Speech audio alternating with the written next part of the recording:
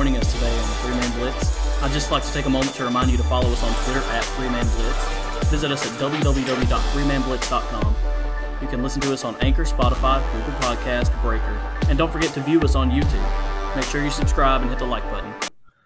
Hey, everybody, and welcome into another episode of the Man Blitz. I'm your boy, Andrew, and with me, as always, Jeremy and Kwesi. Yes, sir. What's up? Yes, sir. I don't know how we do it around here. We go for three. All right, boys, what y'all drinking? You know, I'm drinking that whiskey. Come on.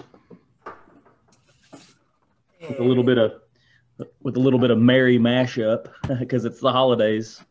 I can't keep it too hood, and he has some Hennessy, but hey, this is close enough. Love me some Hennessy. All right, boys, bottoms up. Good stuff. All right, so the college football playoff top 25 second edition just dropped, and we are your first guys to cover it here. As far as I know, I'm sure somebody beat us to it, but we're the most important anyway. So I'm going to go through this, and this is for both of you guys. Just jump in, comment wherever you see fit. I'm going to kind of rattle them off. Get in. Starting at number 25, we have Louisiana, the Raging Cajuns. What? Yeah. Louisiana. Yeah. What are they called? The Raging Cajuns. Okay, 8-1. 8-1. All right, number 24, we have Tulsa. They were sitting at 25 last week. They bumped up one spot. Okay. And at number 23, Kwesi, my man, my brother, my podcast buddy. We have Oregon, who dropped 8 spots after he called their upset loss. Yes, sir. Oregon State. Yes, they are sitting at 3-1. Kwesi, kudos. Yeah, thank you. Kwesi's on it, y'all. Number 22, we have Washington, 3-0. They were not ranked last week. Number 21, Marshall, the Thundering Herd, 7-0. They were 21 last week as well. Number 20, we have the USC Trojans sitting at 3-0, down 2 spots, believe it or not. Number 19, Iowa. We got the Hawkeyes here at 4-2. They're up 5 spots after their last win. Okay. Number 18, Coastal Carolina. Man, these guys are just on everybody's lips right now. Sitting at 9-0. They're up 2 spots. Yeah. Number 17, we have the North Carolina Tar Heels sitting at 6-3. They're up 2 spots from last week. And they had a very tough game against the Notre Dame. Yes, it was. Which they should have won because that game was a lot closer than the final score turned out to be. It was close, and I think you mentioned that one last week too, didn't you? Yeah, that was close. You were dead on that one, Kwesi. Number 16, we have Wisconsin sitting at 2-1, same ranking as last week. Yeah. This team made a big jump here. Number 15, Oklahoma State, 6-2, up 8 spots from last week. And that was after beating that. Well, no. Now, this one shocked a lot of people, but at number 14, we have Northwestern sitting at 5-1 after their loss. They were undefeated, and they have dropped 6 spots, believe it or not. At number 13, go ahead. No, I do believe it because, Northwestern's not usually up there like that, especially in that division. Usually it's like Wisconsin or Nebraska, but they are a standout right now. They were that Cinderella story this year. Yes. Speaking of Cinderella stories, at number 13, we have the ever disrespected BYU at 9-0. That's up only 1 spot from last week. Man, I heard a lot of people talking about these rankings last week and where BYU was at after this came out, and I thought the committee might kind of change their look on it a little bit, but they did not. I'm still not feeling BYU yet. At number 12, we have that's Indiana. Like back in the day. Yep. Remember back in the day when Hawaii used to dominate, but it was still like, Yeah, and they make it to their bowl games and get blown out though. But it's the same deal. They don't play nobody. So as a national perspective, nobody's going to give them the respect that they feel like they deserve. Rightfully or wrongfully, I'm going to say that. It is what it is. Yeah, Coastal Carolina could actually. No, I'm not trying to be funny, but Coastal Carolina could actually probably beat Ohio State if you actually play against each other. But normally they're playing against very sorry teams, which don't give them the look as if they could beat these teams. You know what? You know what would be awesome is if I know that we're doing conference only and all that, but it would be nice if maybe like BYU and Cincinnati or Coastal Carolina, one of these guys, were like, hey, if we go undefeated, we're not getting a shot. But if we play each other, whoever wins might have a shot. Yeah. I feel like it's the only if way I was they're a gonna small get it. team, I would do that. Like, hey, Might as well. give me a chance. Yeah, exactly. You can't lose. No, and you'd stand. You're gambling in a way, but not really, because if you win, it's like putting $1 to win $1 million. Like, Exactly. okay, whatever. Here's a duck. Because if you do win and you do make it to the playoffs and you make a lot of noise, you're making a ton of money. Yeah. As a small school, come on. Yeah. Yes. Just At number a 12, thought. we have Indiana at 5-1, same place as last week. These next two teams also didn't move. Number 11, Oklahoma, 6-2. Number 10, Miami, 7-1. And at number 9, up 4 spots, we have Iowa State with a 7-2 record. Cyclones. Those Cyclones. Number 8, we have the Georgia Bulldogs, 6-2, showing some offensive life finally. They're up 1 spot. And the rest of the top 7 remain the same, with Cincinnati at 7, Florida at 6, Texas A&M at 5, Ohio State at 4, Clemson at 3, Notre Dame at 2, and the Alabama Crimson Tide at number 1, 8-0 record. All right, you guys have any immediate reactions to these playoff rankings? I'm still not feeling Notre Dame up there, and even with the tough game they just came out of, they want to keep them up there. I think they have more love for Notre Dame than they do for Clemson. They just really don't feel Clemson. Well, are we kind of feeling like Clemson burnout, Alabama burnout? You know, we're just sick of hearing the name of these same two teams here over and over again. They put Notre Dame up there. It's something a little different, you know. They don't care. They want to sell tickets. I feel like at least Clemson and Alabama, as much as you don't want to hear it, they earn it most of the time. They do. Clemson maybe not ACC, but they do. I mean, they blow teams out. Notre Dame is over here, you know, and it's like every year that they get in, they get demolished. I mean, it's not, and it's true. If you're a Notre Dame fan, it's not like I'm saying a lie or nothing. No. Once you get in, you get shellacked. And I mean, as just a fan, I hope if they do get in, which they're probably gonna, and if they do get in, I just hope.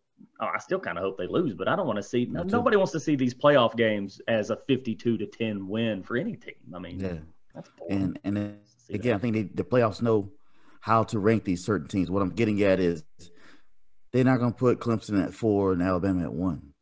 They won't do that because that will end up them playing against each other. But they will put Clemson at 3 and Notre Dame at 2. So, it can be a rematch. Oh yeah, they'll definitely do that. Let whoever wants it more get to the final. Well, you know, and then once Clemson beats them in the ACC tournament, the title game, it's just going to switch places. But they still play each other again. That's the point that I was about to make. I was going to ask you guys. This is kind of flying from the seat of my pants here, but if Notre Dame somehow comes in and shocks Clemson in the ACC championship with a loss with Trevor Lawrence back, does Clemson make the playoffs? Yes. I mean, it greatly depends on what else is going on around the, college football. The only ones on the outside would be 2 other SEC teams that I can think of, which would be Texas A&M, and also Florida. True. I mean, and the thing is with Clemson, no matter what, you got to look at the record first. They'd have 2 losses. I mean, if it's another 2-loss team that they're looking at, they'll probably put Clemson in. But if it's a couple of 1-loss teams that they're trying to get in, you think Clemson would be out? I think you'd have to out them. I mean, they lost 2 games. How could you justify putting a 2-loss team? I don't care who it is. How could you justify putting a 2-loss team over a 1-loss team if they were already up there in the rankings? Say if you got number 5 sitting there, say it's Texas A&M. Say it's Texas A&M. They're in there. They win out. You got all your championship games. Texas A&M's not going to be in there. Clemson loses. How could you keep Texas A&M out?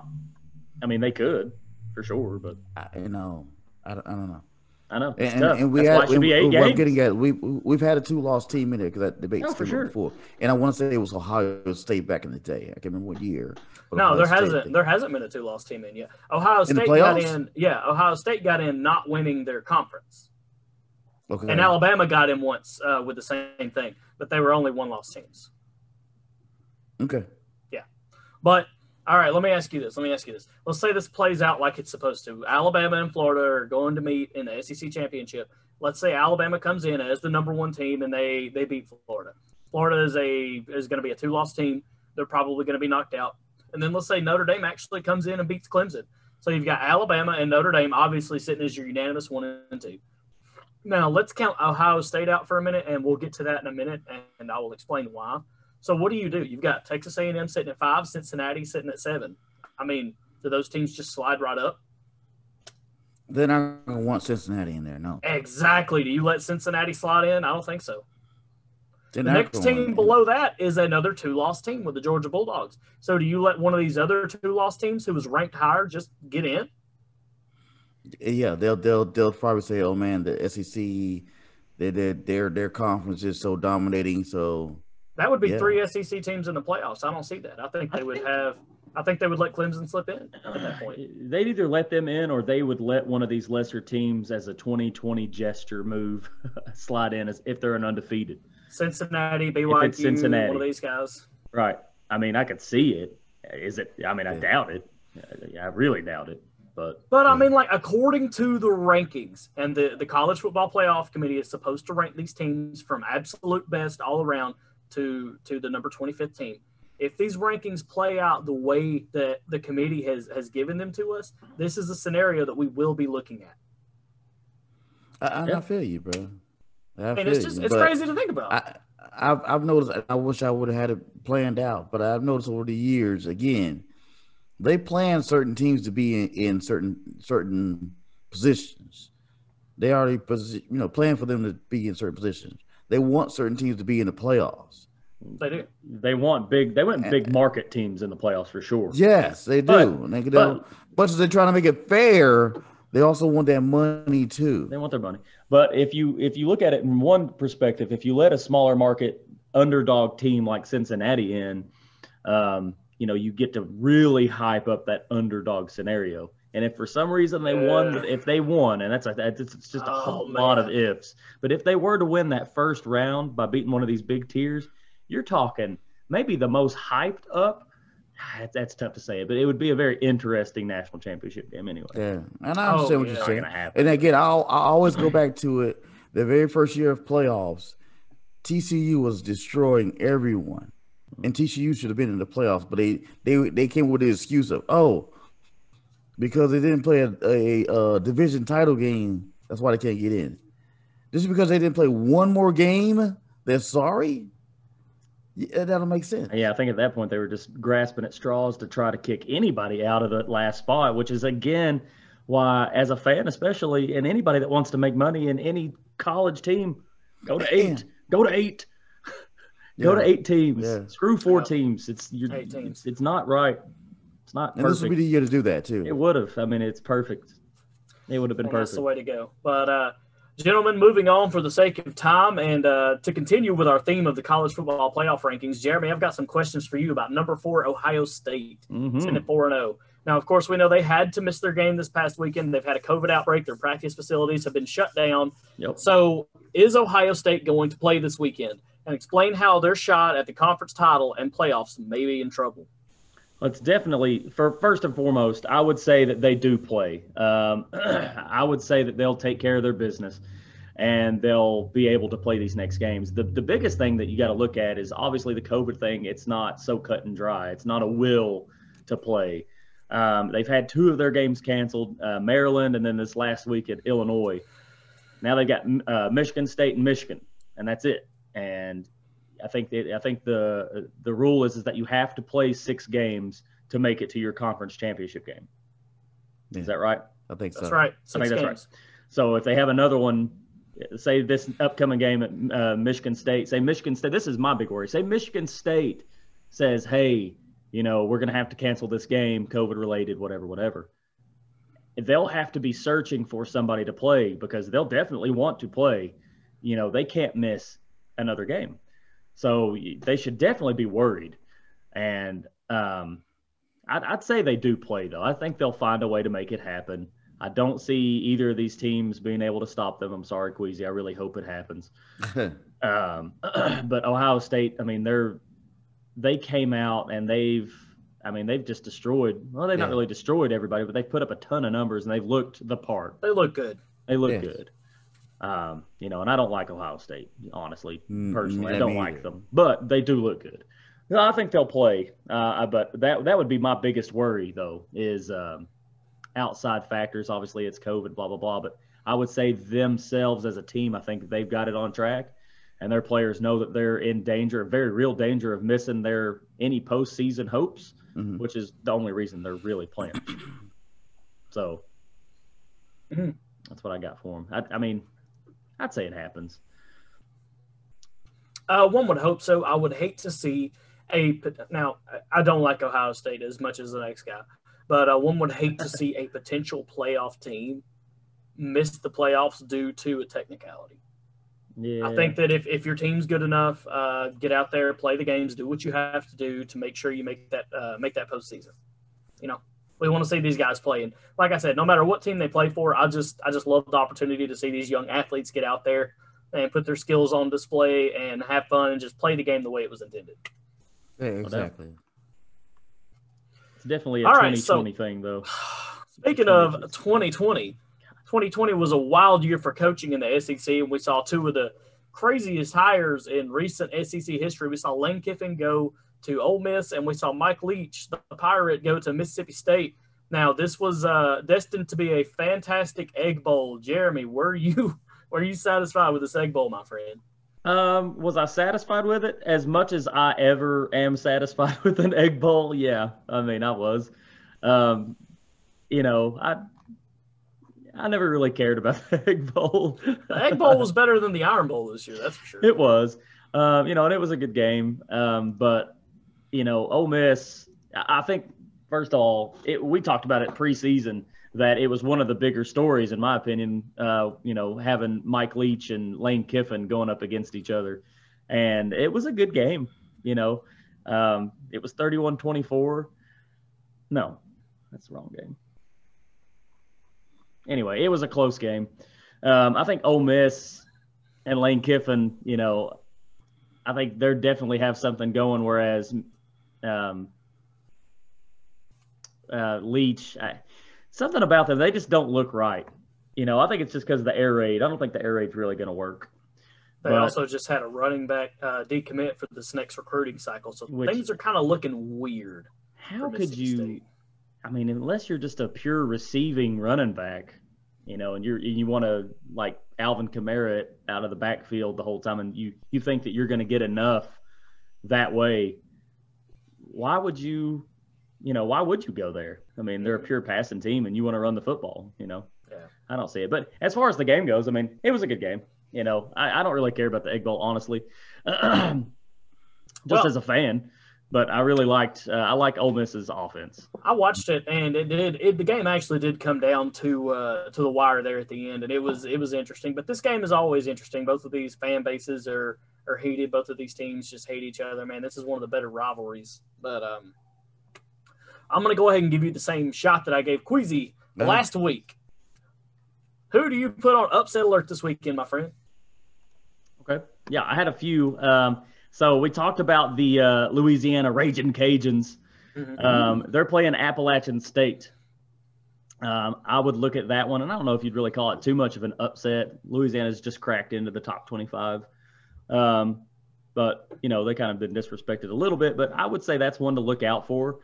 I would love to say Ohio State with Michigan State if they actually play, just to go ahead and put it to bed about them even making the playoffs. But, no, I don't think so. Looking down through the top 25 and stuff, Liberty at Coastal Carolina. I just, I really look at that game. That's the freeze out boy, and I don't know, Coastal Carolina. I haven't got to see them play, and I just feel like maybe they're overrated, and that's purely speculation. I know really nothing about them, in all honesty, but I could see that. I could see Liberty taking Coastal Carolina down. Hugh Freeze taking it to him. Yeah. I mean, why not? I like that. Yep. I'm not calling for it, but I would see it. And this is technically an upset because of where they're ranked, but Indiana's ranked 12th. Wisconsin's ranked 16th. Indiana's starting quarterback is out now with a torn ACL, that Penix kid. So yeah, I hate to hear that, man. Yeah, it really sucks. But I would say Wisconsin's going to win. It's at Wisconsin. He was a far fetch for the Heisman, but he was in the top 10 up for the Heisman. Let's say He that. was in the talk for sure. I mean, definitely a talented guy, and definitely Yes. the engine that drives that team. I mean, so I could see that one for sure. I would put money on that one actually. Aside from that, I don't really see any that really jump off the page. I would love to say that my Vols will take it to Florida. It would make this really shitty season worth it. Dude, I'm with you on that. I'm with you on that. Go Big Orange this weekend, baby. No take them Gators down. I'm Take 'em sick of it. down. Take them. God. I don't think it's going to happen, just for the record, but I'd love to see it. I'd love it. Me too, bud. I'm gonna throw out some quick ones. Yeah, Let's hear it. Yeah, Kwesi, you're the man at it anyway. Yeah, you killed it this past You week. did. I mean, come on. I will say Northwestern's going to lose another game against Minnesota. I feel you on that one. Woo. Minnesota always very tough. They're going to lose that game. And who else I got? I had another one. I'm looking at that Stanford-Washington game. That's always a tough rivalry there, but I think Washington may still pull it out. But it's on notice. Stanford's mascot is a tree. Trees are tough. It's a Christmas tree. It's a long story to it. You got to look it up. It's pretty good. We're also in December, so The interesting Christmas story first. behind that. So Christmas tree. you gotta check that out. And finally, I do like Tennessee over Florida, bro.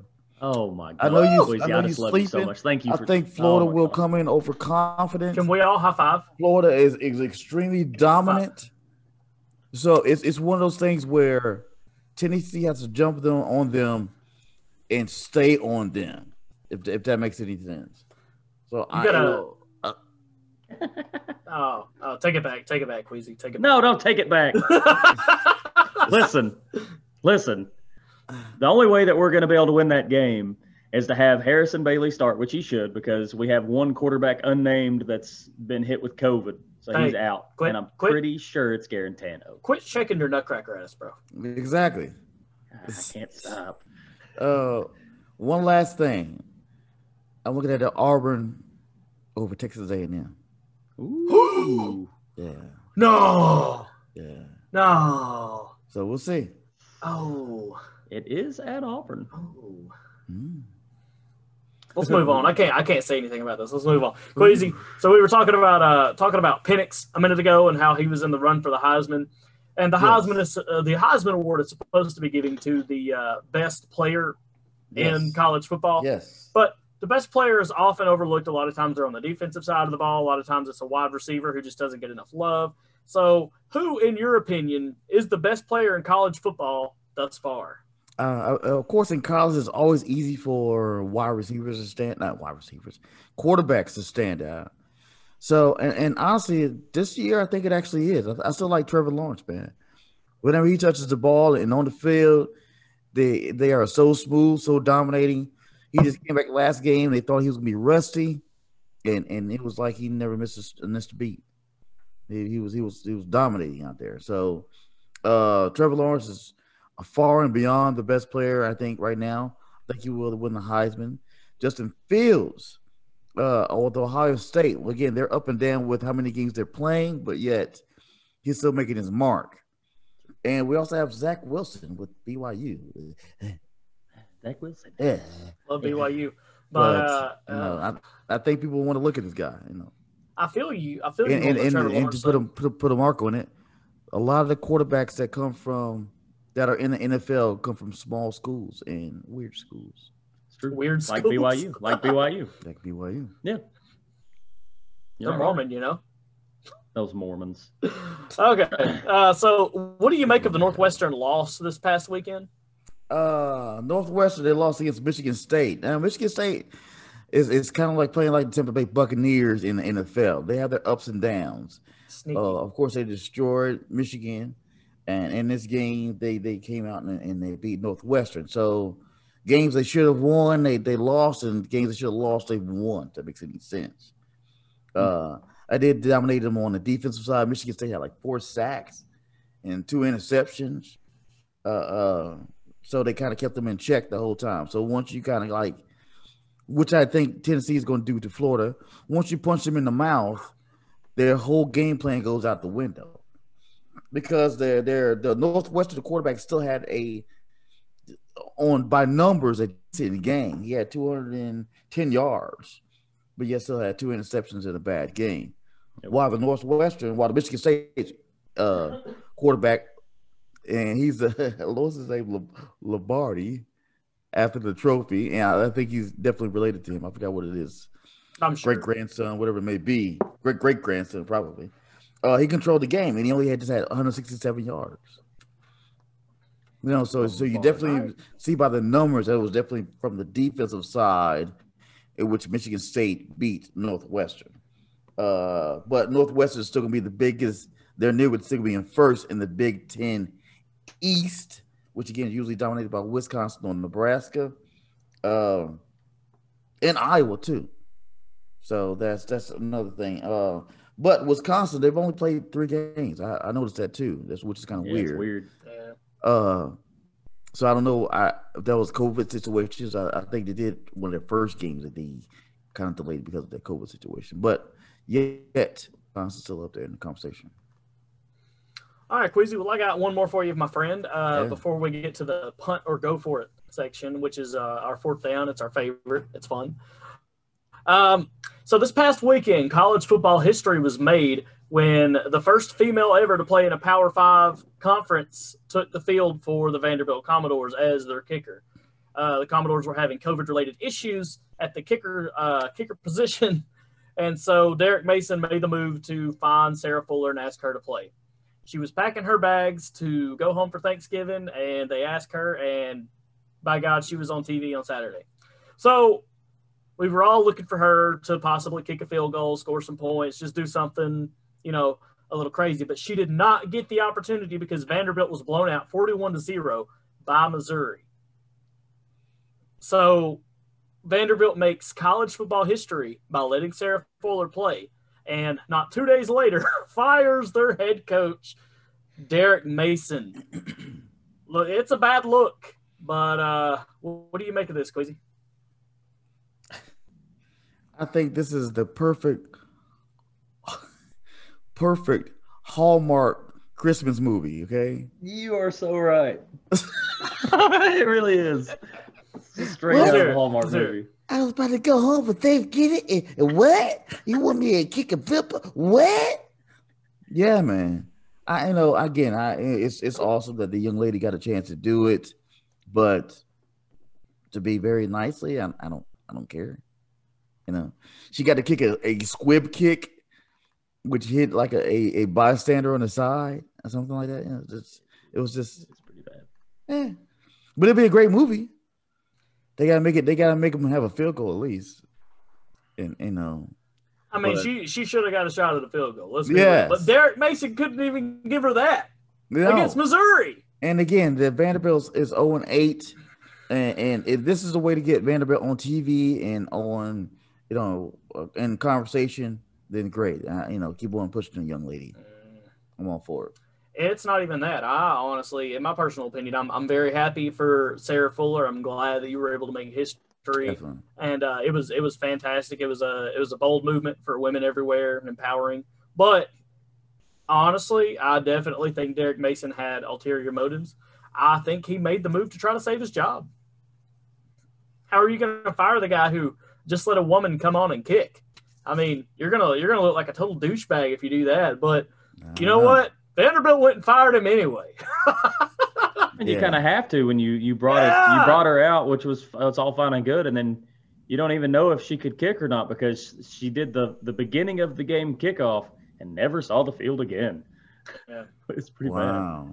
And I saw where they gave her like SEC Player of the Week. Shut up. Seriously. Hey. Where we're at. 2020, baby. All right, gentlemen. And our favorite segment, we're going to call it 4th down. Okay. Punt or go for it. Texas A&M. I know they look good. Hopefully they do their thing, but I still have Auburn upsetting them. Yeah, I'll punt. I don't know. Tennessee's going to beat them later in the year anyway. So. Okay. All right. BYU. Good old Rocky Top. I know we've talked about BYU a lot, but I want to give you guys a minute to throw out your own personal thoughts. Again, their quarterback is doing his thing. He got to keep on pushing the numbers in order to have a seat in the conversation for the Heisman. That's all I can give him right now. They're not going to play anybody. But if I would be bold enough, because I seen him with a bandana, say, we'll play anybody. Great. At the end of the year, put it on the news that, hey, we offer to play Alabama and XYZ big teams, Georgia, who might not make the playoffs. I'm just saying that. But we offered to play Georgia for a bowl game, and they denied. That'd be the best way. You're right. Yeah. I was just going to punt on BYU because there's not a whole lot we could really say that we haven't. But that's a good point. Kind of like what we talked about earlier. They need to do that. A lot of these teams need to do that if they're ever going to have a shot. And that BYU's won. I mean, yes. Their best win was against Boise State, and we talked about them. That's not really that impressive. And who do they have next? UNA and then San Diego State. I don't even know who UNA is. Do you? I'll click on it. Oh, it's North Alabama. Sorry, Lions. Is it? Yeah. Okay. North Alabama. Sorry, not known Lions. for great football. So We apologize. All right, guys. Oregon, punt or go for it? I'm punting. I don't even know much on Oregon right now. I'm going to punt too. I'm going to punt on all of Pac-12 football. Don't hate on Pac-12. I'm hating. Oh, I'm hating. All right. West Coast. Last one. And you punted on a whole conference. Maybe you're going to punt on a whole conference again. Big 12. Whew. Dumpster fire. Punt or go for it? But what about the Big 12? Whatever you have to say, my friend. Yeah.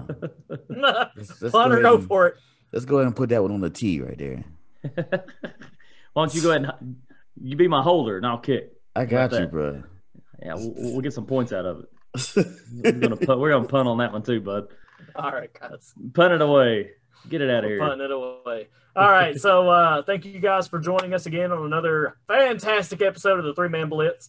Once again, Andrew, Jeremy, Kwesi, wishing you all a safe, happy week. Enjoy your weekend of football. Yeah. Thank God we have it. No doubt. Yeah, maybe. I don't know. Depends. Maybe we have it with some teams. I don't know. Exactly. But as we like to say around here, go for three. Go for three.